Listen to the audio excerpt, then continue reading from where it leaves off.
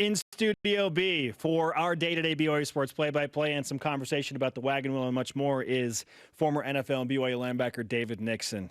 You ready to take a ride on the trashy hoopty? I'm trying to remember the last time I was on here. Were we celebrating a win as well? I feel like good vibes after Boise State, maybe. I think it was after Boise State. David, maybe you are the forward-facing black cat of Studio B. Okay, no more Blaine, just you. Just me. That's fine. Which Blaine still has an AOL email address. We're talking about. That's insane, right?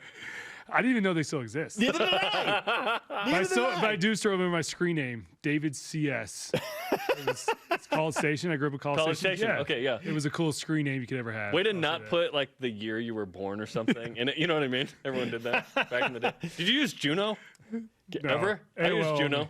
Juno. Did you ever use Juno? No? No. Good movie, too. Lycos, maybe? What? I don't know that one. Napster?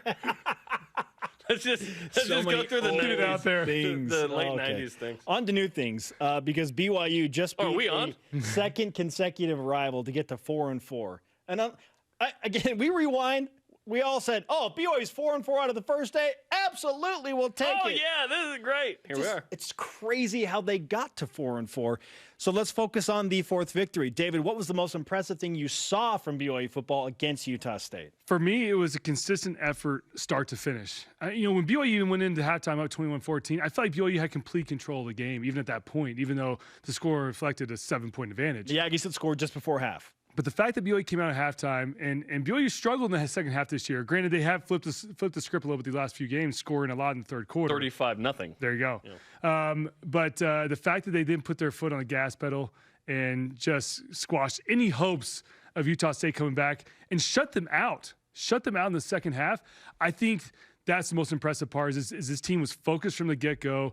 There were some turnovers they had to overcome. We got the Supa fumble on the goal line, which was always tough when you're that close and you smell the end zone to all of a sudden fumble it. It's tough for a team to overcome sometimes, but BYU did. And so with all the adversity, with, of course, the whole injury to Jarom at halftime, to be able to overcome all of that and come out with a decisive victory, and to know they left some points on the board. I mean, Kalani mentioned that in the postgame too. He said, we still left some points out there that we should have had. So just great effort all around. And the fact that they did it on the road as well was even more impressive up there at Utah State, which, for all 5,000 fans that are there in the game. At the end, there were only 5,000. They were mostly BYU fans. It can be a tough environment for sure. So for the fact that BYU went up there and took that victory I think that tells me a lot about this team and where they're headed. Because once again, this was a team that just a few weeks ago, I think a lot of BYU fans were counting them out and just kind of riding off the season. People were ready to say this team wasn't going to go to a bowl game. It was 2-4, and it was they were Boise staring State. at that, though. They had to win one of the 3 Mountain West Conference games to still go to a bowl game. We're thinking,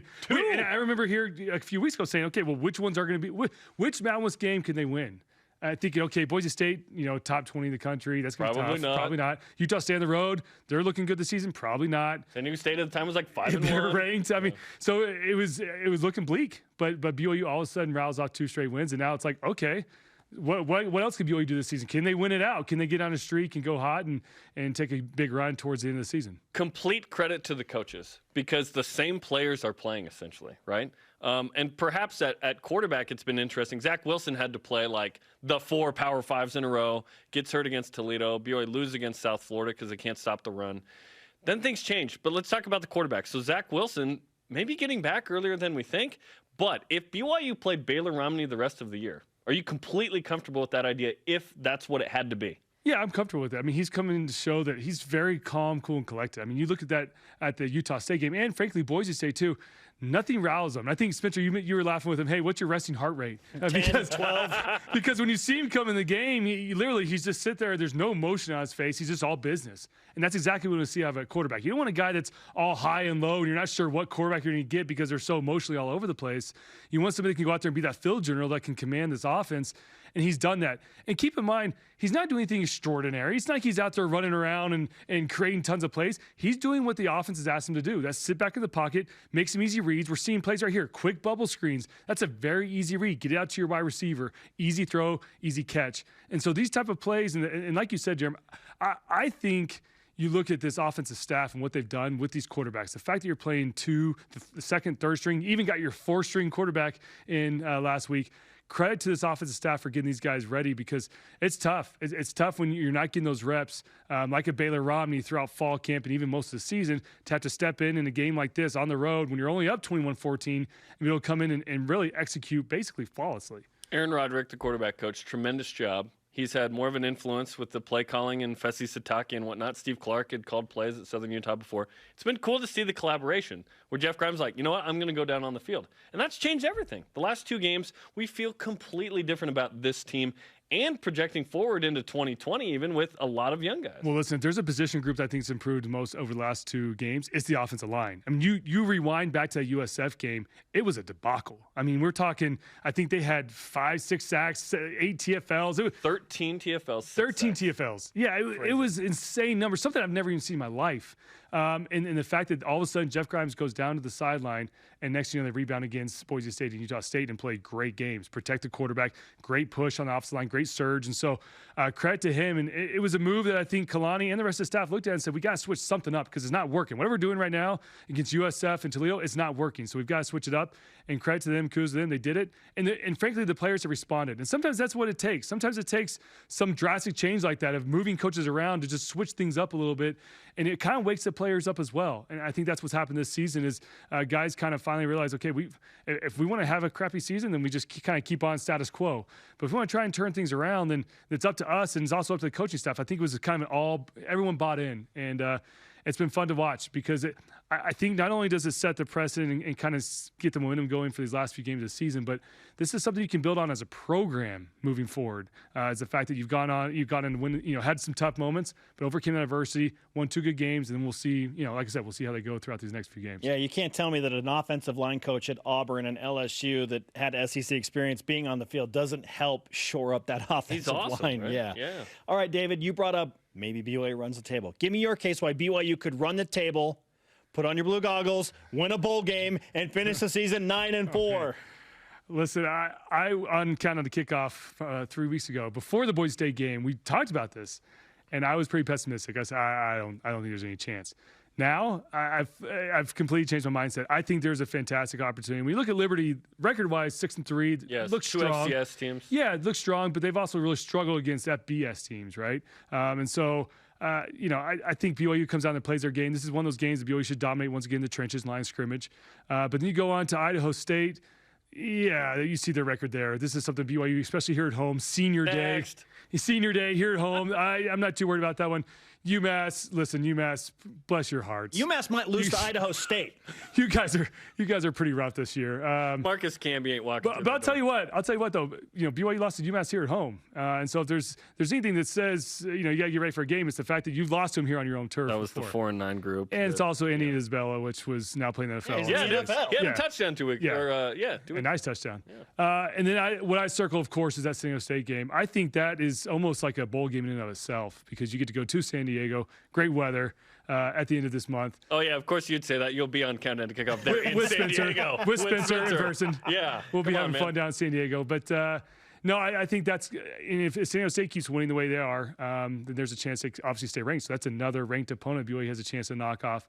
So I think BYU has a great chance. If I were to put a percentage on it, I would say 70%. 70% yeah. BYU runs the table. I'm bullish on BYU wrapping this thing up because here's the thing.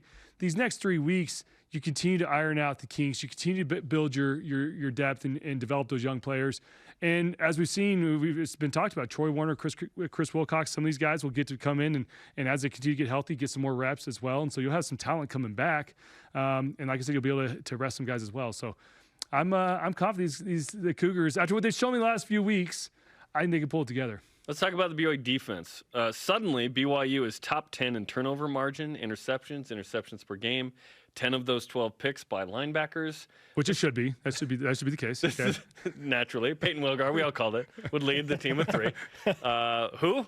It's been awesome. What's changed with this BYU defense to create so many takeaways? Well, I think once again, Eliza Tuyaki mentioned yesterday, he said, listen, after that USF game, we needed Kalani's help. And this was Kalani's specialty. And so Kalani's been more vocal with his defensive side of the ball. And frankly, when you watch the film, yes, Utah State first half, BYU's dropping a lot of 8, right? Rushing only 3, dropping 8. It's Dave McCann's favorite thing. Yeah. When they drop 8. And listen, I know a lot of BYU fans on my Twitter feed were not loving it because Utah State was moving the ball. However, BYU was creating turnovers, and so they weren't putting up points per se. But in the second half, BYU really turned it up, and they decided to blitz more often, go with more 4-man fronts, and started to bring guys from all over the place, and that really confused Jordan Love. I think the game plan going to Utah State was the fact that you're facing a veteran guy like Jordan Love who's shown he has the capability, and so they wanted to drop back into more pass coverage because they figured they might pick him apart. Jordan Love might pick the BYU defense apart if they tried to rush 5 or 6 at a time because he's that type of veteran type quarterback. So they went the game plan to only rush 3, drop 8, and it paid off. But I think in the second half, they started bringing the heat a little more. The one play I love at the end, and yes, it was kind of at the end of the game where it didn't really matter much, but it was the Austin Kafensis strip sack with Isaiah Kafusi recovering the fumble. That's a zone blitz, by the way. They rushed 3. Well, they at least showed a 3-man pass rush, dropped all 3 defensive linemen, and brought all 4 backers in Kafensis. I mean, something they haven't shown all season. And so plays like that, and I said this before, but when a linebacker, when you see the defense coordinator call in a play that dials up a blitz for you, there's nothing that gets you more juice than knowing he has the confidence in you to try and go get that quarterback. Because when you do dial up blitzes, everyone knows you're leaving your back end out to hang, potentially. If you can't get home, if you can't get to the quarterback, those guys back there can only guard for 3-4 seconds because it's tough on a receiver that's running all over the place, right?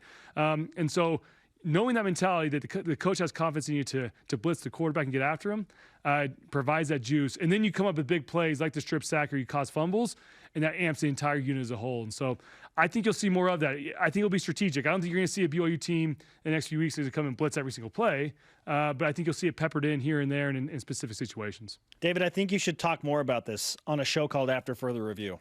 Yeah, I think we might dive into this a little bit today. Okay. Yeah, just a little roughly bit. an hour. Yeah. The X's and O's. Check it out. Should be a fun show. There's a lot to show. Because there's a lot of good both on the offensive side of the ball, obviously the defense, special teams. I mean, you look at BYU, you controlled the field position, right? The starting field position as well this game. So It was all around. It was a great game by all 3 phases, and it was fun to watch. And finally, a game where BYU fans we could sit back and just kind of take this one easy. Going into the fourth quarter, towards the fourth, you're sitting back, drinking, eating some cookies, hanging out, whatever it may be. Whereas in all these other games have been, just stressful. pure heart attacks. Yeah, we were partying with the chicken broth and hot chocolate, that's for sure. Thanks, David. Always fun.